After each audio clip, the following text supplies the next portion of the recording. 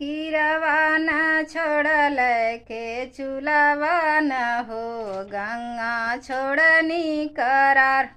किरवा न छोड़ल के चुलावा न हो गंगा छोड़नी करार।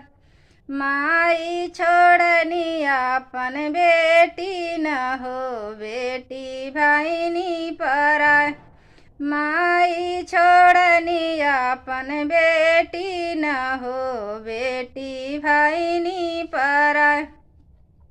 किरवा न छोड़ल के चुलवा न हो गंगा छोड़नी करार। किरवा न छोड़ल के चुलवा न हो गंगा छोड़नी करार। चाची छोड़नी अपन बेटी न हो बेटी भाईनी पराय।